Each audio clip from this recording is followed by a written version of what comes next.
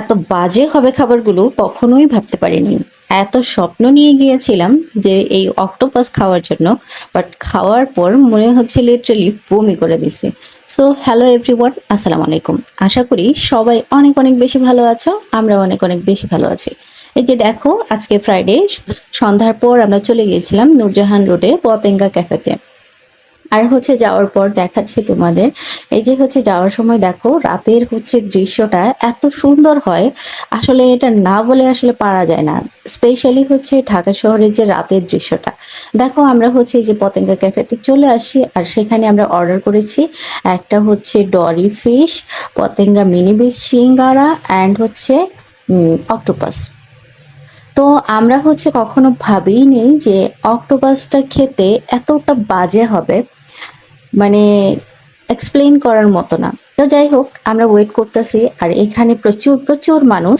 এখানে দেখো ওই আপুটা হচ্ছে বসেছিল, কারণ কোনো সিট ছিল না। এই যে দেখো ওয়েট করতে করতে 15 মিনিট পর প্রায় আমাদের খাবার চলে আসে। ওই যে কালো ওটা ছিল হচ্ছে অক্টোপাস। ও হচ্ছে মানে এক পিস মুখে দিছে, দিয়ে বলতেছে খেয়ে দেখো তুমি। মানে এরপর আর সে কিছু বলছে না।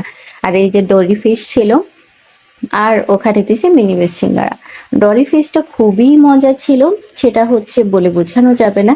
কিন্তু ভাই অক্টোপাসটা মানুষ যে এত এত মজা করে খায়, এত ভালো ভালো রিভিউ দেয়, মানে এটা কিভাবে সম্ভব যে একটা মানুষ এই অক্টোপাস খাওয়ার পরেও বলে যে এত এত মজা। মানে এটা আসলে আমার মাথায় আসে না যে এটা কিভাবে সম্ভব। তো যাই হোক, অন্যদের কথা বাদ দেই। এদিকে হচ্ছে মিনি বিচ সিঙ্গারা অ্যান্ড ডরি ফিশটা খুবই মজা ছিল।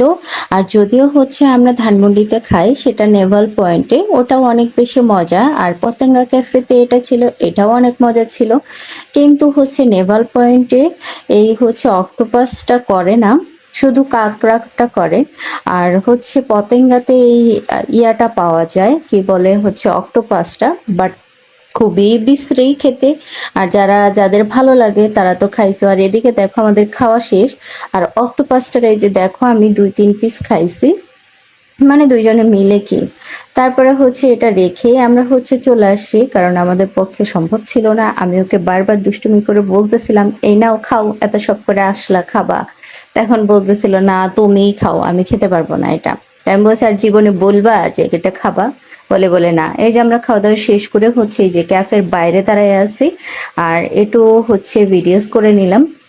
তো এখন হচ্ছে খাওয়া দাওয়া শেষ করে আমরা দেখো চলে আসছি কোথায়, চলে আসি সীমান্ত সম্ভারে, কারণ আমাদের কিছু হচ্ছে কেনাকাটা করতে